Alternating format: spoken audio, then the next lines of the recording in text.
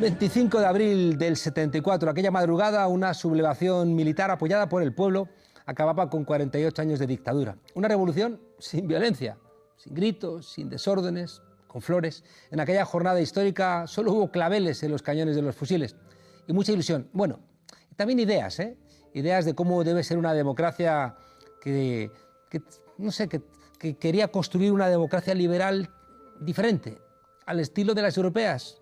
No, quería crear algo distinto. Se trataba de un nuevo contrato donde los trabajadores y las clases populares gobernaran todos los aspectos de la vida social. Una gran conversación que siempre es la antesala, decía un maestro de la revolución. En definitiva, el sueño de una noche de primavera truncado por una contrarreforma neoliberal importada desde Bruselas y siempre alimentada por los intereses de los Estados Unidos. Aquellos días gloriosos de la revolución de los claveles tuvieron como participante a Francisco, un joven que había luchado contra la dictadura salazarista y también contra la guerra colonial, un brillante economista que en el año 79 fundaría el Partido Socialista Revolucionario y 20 años más tarde el bloque de izquierda, que generó desde Portugal una esperanza que terminaría llegando también aquí a España. Una figura clave en la historia moderna de Portugal que hoy tenemos el honor de recibir en nuestra frontera, Francisco Lousa. Muchísimas gracias por acompañarnos. Gracias. Francisco, como economista, déjame preguntarte, porque yo como politólogo explicamos a los estudiantes que hay un deep state, hay un estado profundo, pero también hay un estado profundo de las finanzas, ¿no? Bueno, lo que hay de más interesante en economía es la economía política, es decir, la comprensión del poder, cómo funciona el poder, cómo se produce, pero sobre todo cómo se reproduce las condiciones de producción. Y el deep state es eso mismo.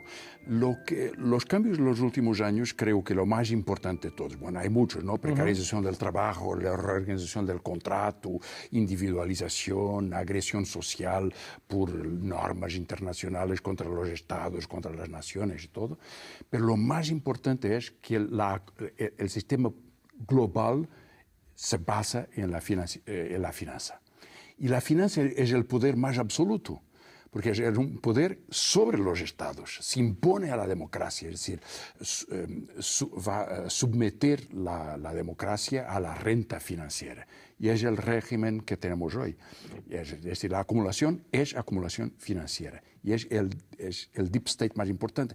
Si uno ve, por ejemplo, en la economía más importante, la de los Estados Unidos, las tres agencias financieras más largas, Vanguard, BlackRock y State Street,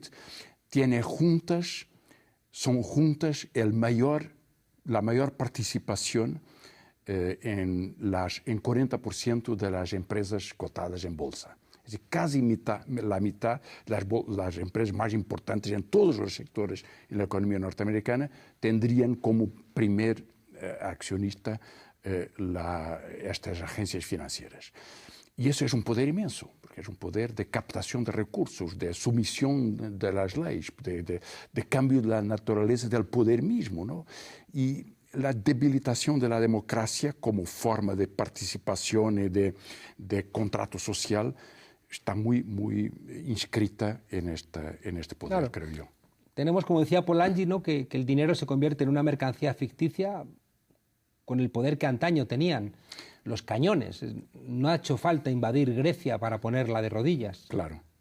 Claro. Es una realidad que hay que incorporar. Y luego está el otro gran elemento, la otra gran economía, la otra gran mercancía, que es el conocimiento, que también es una mercancía ficticia, que se ha convertido en datos que tienen sobre nosotros, que permiten a esos sectores poderosos igualmente controlar y construir las preferencias de la gente. Eso es. Bueno, Polanyi lo escribía en 44, hace, 70 y tantos años. Y tenía razón. Es decir, hay la creación de una legitimación social en torno a la mercadurización extensiva de la vida y de la sociedad. Y bueno, él se preocupaba con la extensión a formas no mercantiles de vida, como el trabajo. Pero ahora, por supuesto, el proceso está mucho más avanzado. Tú decías de los datos y de la información. Por supuesto, quizás aún no sabemos muy bien a dónde puede llegar esa manipulación de las preferencias, porque el hecho que el consumo fuera la forma de presentación social de la gente tiene ya muchos años, ¿no? Ya tiene una historia en el capitalismo moderno. pero la creación de emociones y la manipulación de la vida privada y de las emociones, las relaciones emocionales, esto tiene una densidad ahora que no lo esperábamos. Y cambia los datos de la política, de la forma como la política se construye, cómo se construyen referenciales, sujetos políticos, capacidad de argumentación. La lucha por las palabras es distinta ahora, ¿no? Por todo eso. Pero lo fondo, yo creo que es el hecho que el poder ha cambiado ha cambiado en el sentido que se ha especializado en la captación de un poder de imponer rentas y de imponer un valor capturado a la gente. Por el trabajo intelectual, por la división del trabajo, por la precarización extrema, la disminución de la cualificación de la gente, por todas esas formas de reorganización de la sociedad. Es decir, es una sociedad mucho más totalitaria. Sí, pero volviendo a Polanyi, él establece históricamente que siempre que se ha extendido la ley del valor, es decir, siempre que se ha extendido esa condición de mercantilización de la vida, siempre el ser humano ha protestado, ¿no? Y quizá ahora se juntan algunos elementos que creo que son muy relevantes. Por un lado, es verdad que trabajamos mucho, es decir, que trabajamos más horas que un esclavo griego del mundo clásico. Sí. Hay mucha incertidumbre, porque el mundo se ha convertido en algo sometido, ¿no?, a esa vertiginosidad del mercado. Y luego las enormes desigualdades generan mucha frustración. Y quizás esos tres elementos generan la posibilidad de que el poder no tenga todas consigo, de que realmente haya grietas, haya rendijas por donde los procesos de cambio, los procesos revolucionarios tengan un espacio. Sí, por cierto, bueno, esa es la historia de los últimos años, las últimas décadas, ¿no? Hubo movimientos globales, alterglobalización, hubo foro social, hubo gobiernos que lo intentaron de formas distintas. Todo eso es cierto, es decir, la humanidad no es... hay respuestas fuertes y que se pueden basar en la tradición, la cultura política, la memoria histórica, la experiencia de la gente, puede crear nuevas formas de conexión y de movilización, eso es cierto. Por supuesto, hay mucha discusión de estrategia política distinta, ¿no? No sabemos aún muy bien cómo responder a la ecología del miedo. Por ejemplo, a la forma como el miedo se constituye como un sujeto político. Un amigo que fue candidato en Brasil y que tuvo además una votación extraordinaria en Río de Janeiro, que es muy importante porque allá donde está Bolsonaro, me decía recién que nosotros sabemos muy bien exprimir nuestros sueños, ¿no?, nuestra capacidad utópica, nuestra capacidad de movilización, pero aún no sabemos muy bien vivir con las pesadillas que tenemos en la realidad. Y eso es la política del miedo. Hay una discusión, aquí hemos traído al expresidente Zapatero a discutir, hay como una suerte de resignación en lo que es la posibilidad de transformar el sistema. Cuando uno mira los programas políticos del bloque de izquierda, de Podemos, de Syriza, son programas que incluso son más débiles que la socialdemocracia de los años 50. ¿No hay posibilidad realmente ya de pensar en transformar el sistema? Bueno, había en los años 50 y antes, y en ese tiempo ya la socialdemocracia alemana ya cambiaba sus referenciales políticos y culturales de una forma muy desigual, pero había referencias muy fuertes, ¿no? Servicio Nacional de Salud, bienes públicos, desmercadorización de una parte del trabajo, de la vida del trabajo. Yo recuerdo, Francisco, el programa electoral el año 49 de la CDU, leerlo y me parecía bolchevique nacionalizar las minas, nacionalizar la red eléctrica. Bueno, y no te olvides que François Mitterrand, cuando llegó al gobierno, nacionalizó todo el sistema financiero y seguros y los principales grupos industriales en Francia. Bueno, un año después cambió y privatizó, en 81, y después privatizó. Es decir, hay tradiciones culturales fuertísimas de referencia al programa de la izquierda que van mucho más allá de la socialdemocracia o de la izquierda marxista, que son bienes comunes, luchar contra la mercadorización de la vida. Y eso puede crear, y ha creado en muchos casos, capacidad de movilización. Yo creo que si vamos de la Occupy Wall Street hasta ahora, con fracasos, pero la lucha por el control de la máquina financiera, por la máquina de destrucción del trabajo, ha sido muy fuerte en algunos momentos. También es cierto que una parte de la izquierda, tú te refieres a eso, lo ha abandonado en el sentido que quizás la transformación es muy difícil y eso es imposible. Bueno, no es imposible. Lo que es imposible, de hecho, es vivir en Europa con las condiciones que tenemos, de restricción de la capacidad democrática de los países, ¿no? El resultado en Europa es que la extrema derecha ganó las elecciones europeas en Francia, Reino Unido, Italia, Polonia, Hungría, República Checa. Y eso es una tragedia. La tragedia política es la decomposición de la derecha y del centro en algún sentido, abandonando la respuesta incluido a necesidades muy elementales de la vida de la gente.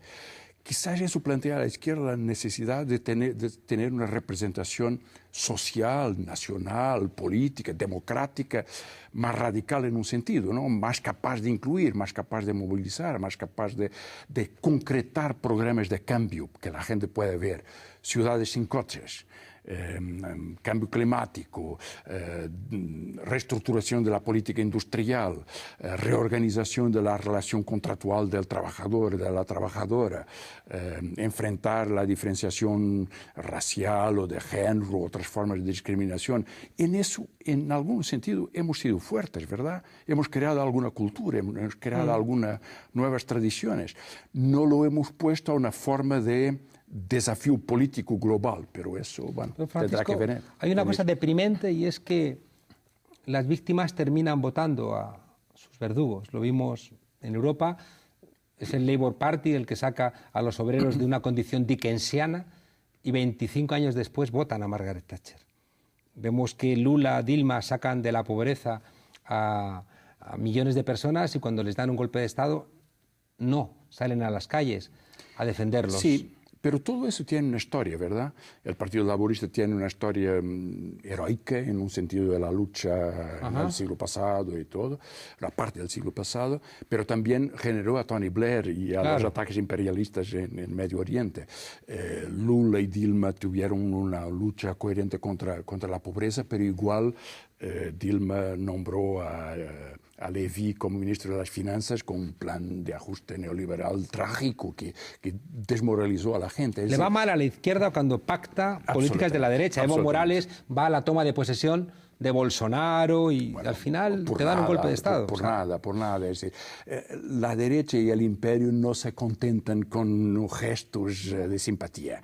Es decir, la movilización popular tiene que mantenerse a un nivel de organización, de movilización, de partidos fuertes, de capacidad de acción militante y de creación de nuevas respuestas políticas concretas para la gente. Quiero hacerte preguntas concretas y nos hemos comido ya el tiempo, ¿no? Primero, ¿en qué crees escuetamente que se ha equivocado la izquierda? Bueno, hay muchas izquierdas distintas. Bueno, Syriza se equivocó porque no ha comprendido que no podía negociar con el gobierno alemán en las condiciones que el euro imponía y que la estructura de la Unión Europea imponía. En otros países lo hemos respondido de forma distinta, ¿verdad? Hubo movilizaciones distintas contra la deuda o de crítica a las reglas europeas y planteando alternativas viables. Es decir, la historia es muy distinta en otros casos, pero el error que la izquierda no puede cometer es pensar que la burguesía y el capital financiero no se está radicalizando para una comprensión distinta de la democracia, es decir, abandonando la democracia como conversación contractual. Eso no es ahora el centro de la política de derechas. Donald Trump cambió la política y no es un incidente, no es algo que pasó porque hubo un error o algo así, un contexto electoral. Es un cambio estructural de la forma de hacer política. Es decir, esta gente está mirando a Bolsonaro como un ejemplo de la tecnología del miedo. Y eso hay que tomarlo en serio. Es decir, la izquierda tiene que ser más capaz de movilizar y de organizar para un programa alternativo. Claro. En esa dirección te hacía la pregunta porque mi experiencia mirando lo que ha ocurrido en América Latina y los riesgos que hay ahora mismo en España o vuestra experiencia en Portugal, creo que el gran error ha sido no construir partidos movimiento, es decir, partidos que sean capaces de hacer políticas públicas y cubrir las necesidades de la institucionalidad, pero al mismo tiempo ser onda y partícula, ¿no? Ser al mismo tiempo flexibles, horizontales, escuchando, debatiendo y ser capaces de mantener de alguna manera ese equilibrio inestable que hace que la gente salga a la calle a defenderte cuando te dan un golpe, o que ahora que están atacando al gobierno rojirrosa que tenemos en España, bueno, pues que la gente esté también en la calle diciendo cuidado, no nos utilicéis nuestro enfado contra este gobierno, sino que al revés, vamos a ayudar a este gobierno a que tome las decisiones correctas. Sí. Bueno, hay tradiciones muy distintas, ¿no? Incluido las palabras son un poco distintas en culturas políticas diferentes, pero yo creo que tienes razón que un partido es un instrumento de lucha por el poder y de disputa y organización del poder, pero si no tiene movimiento social que cree la cultura política de sus dirigentes, que organiza su capacidad de escuchar y aprender, movilizarse, cambiar, comprender la naturaleza de esta lucha, tiene mucha dificultad en seguir un programa de izquierda. Somos bastante malos haciendo medios de comunicación alternativos. Sí, pero tenemos gente capaz de hacerlo. Tenemos imaginación, tenemos arte, tenemos cultura, tenemos diversión, tenemos alegría, tenemos la capacidad de traer algo que es atractivo. Pero luego la gente no compra nuestros periódicos, la gente... Bueno, salvo La Frontera, que se ve mucho. Quizás porque ya no es un periódico donde podemos hacer la lucha esta, ¿no? Bueno, hay que tener medios de comunicación más cerca de la gente, disputarlo mejor. Por supuesto, lo que no podemos es simplificar, sino crear la derecha utiliza el miedo, y el miedo es una emoción muy inmediata, muy poderosa, muy agregativa. Nosotros tenemos que utilizar la alegría, la imaginación. La esperanza. Y la esperanza. Espinosa, eso es. Claro. Lo que pide más a la gente, pero pide más inteligencia, más capacidad de pensar a la gente. No le pedimos... El miedo pide que no se piense. Nosotros queremos que la gente piense y pueda tener su opinión. El miedo monologa y la esperanza necesita diálogos. Casi para terminar, hay un problema en un mundo globalizado, y tú lo has estudiado mucho también en tu último libro. Claro, la derecha se reúne en Davos. La izquierda no termina de volverse a reencontrar, el Foro de Sao Paulo, el Grupo de Puebla, pero no encontramos un espacio que tenga la misma fuerza. Y claro, no sé si estarás de acuerdo en que no hay soluciones nacionales, que las soluciones a nuestros problemas tienen que ser, cuando menos, regionales. ¿Cómo hacemos para reencontrarnos? Sí, bueno, en este libro, Sombras, que escribí con un economista norteamericano, Michael Ash, nos preocupamos con la parte del sistema financiero que está aún más lejos del control del poder democrático, porque no tiene regulación y es mucho más poderoso ahora que era en la crisis del 2007-2008, cuando la creó, la crisis del subprime y la crisis financiera internacional. Ahora es mucho más poderosa, por eso la amenaza es mucho mayor. Y eso no depende tanto de Davos, ni siquiera de otras formas de conexión, depende más de los paralelos, de la articulación al nivel de la finanza de la gran banca internacional y de sus instituciones, como es la Unión Europea hoy o como es el Fondo Monetario Internacional. No tendremos jamás una forma equiparada a esto porque eso depende de gobiernos. No hay soluciones nacionales de todo, que no lo hay, pero necesitamos de tener voz nacional, es decir, capacidad de democracias que no abdican de se expresar como democracias y que tienen la ambición enorme de conectarse, de hacer redes internacionales de gobiernos, de partidos, de movimientos, algo así. Y eso es la tarea que tenemos, la dificultad que tenemos. No somos más fuertes ahora en eso que éramos cuando se formaron los foros sociales mundiales. Había quizás más esperanza internacional en ese tiempo, porque había también un objetivo, luchar contra la guerra. No sabemos ahora cuáles son nuestros aliados en muchos sitios. Bueno, pero tenemos que buscarlos, y lo más importante es tener coherencia, es decir, saber que la gente tiene que saber que tiene un apoyo, un movimiento, que es su voz, a donde es parte, a donde se siente parte de ese movimiento. Con esto nos vamos, uno de los miedos que tenemos en España es que el hecho de que algo histórico como que entre una fuerza a la izquierda de la socialdemocracia en un gobierno en España, que desde Mitterrand realmente en un país fuerte eso no ocurría, en un país grande, pero que al mismo tiempo se traduzca en que lo que llamamos el abrazo del oso, elimine, ¿no?, a Podemos electoralmente o de alguna manera lo convierta en un partido más. Vosotros habéis tenido la experiencia de la jerigonza, ¿no?, que era de alguna manera insultada inicialmente como algo Frankenstein que no iba a funcionar, que ha funcionado pero que le ha ido mejor al Partido Socialista que a las demás fuerzas políticas. Bueno, son muy distintos, ¿no? Yo creo que no hay que comparar porque sería injusto para la experiencia portuguesa y sería injusto para la situación en España. Yo, bueno, y tampoco conozco lo suficiente la situación acá para poder tener el detalle de la información. Comprendo el riesgo. Para la izquierda portuguesa es mucho mejor tener un gobierno que no sea del Partido Popular que cualquier otro. Para la situación política española ya verás si hay un abrazo Dios. Bueno, hay siempre esa tentación y ese proyecto es muy fuerte. La socialdemocracia lo piensa siempre así. En nuestro caso hubo un acuerdo. El resultado final es, bueno, el Partido Socialista ha subido un poquito en las elecciones, de 32 a 37%. Por supuesto, ahora, pocos meses después de la elección, los sondeos ya están mucho más bajos. El bloque se mantuvo con 10%, el Partido Comunista ha perdido un poquito, de 8 a 6%. Pero lo que el Partido Socialista no logró jamás es tener la mayoría absoluta. Y lo quería tener para impedir cualquier forma de negociación con la izquierda. De hecho, después de la elección, abandonó la negociación formal con la izquierda. Ya no hay jeringonza. Hay una discusión muy difícil. Bueno, ahora se está votando cuando grabamos, en esos días, se está votando el presupuesto. Y hay una discusión, hubo algunos acuerdos puntuales, pero no un acuerdo general sobre el presupuesto. La izquierda no lo va a aprobar.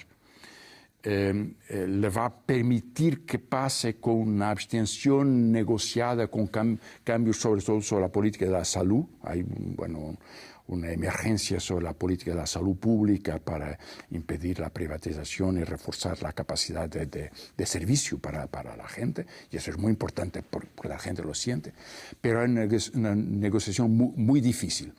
Pero en todos casos es siempre lo mismo, ¿no? Es decir, la socialdemocracia piensa que si hace un acuerdo con la izquierda es temporario y para recuperar poder. Porque no tiene más remedio. Porque no tiene ningún remedio, es muy apretada y, bueno, y es para recuperar un máximo de poder.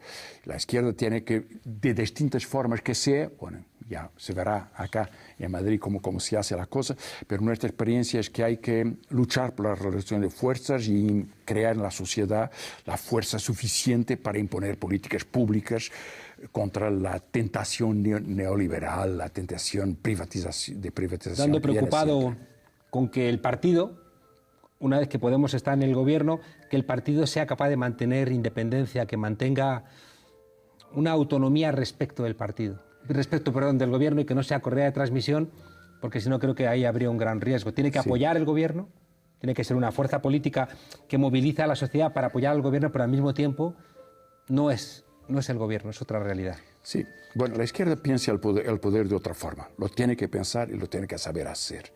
Y por eso cada día la cuestión que planteas será planteada a toda la gente. Francisco Lousa, economista, fundador del Bloque de Esquerda y una de las referencias intelectuales más importantes de Europa. Muchísimas gracias por estar aquí con nosotros. Bienvenida a La Frontera. Muchas gracias. Suerte. Gracias.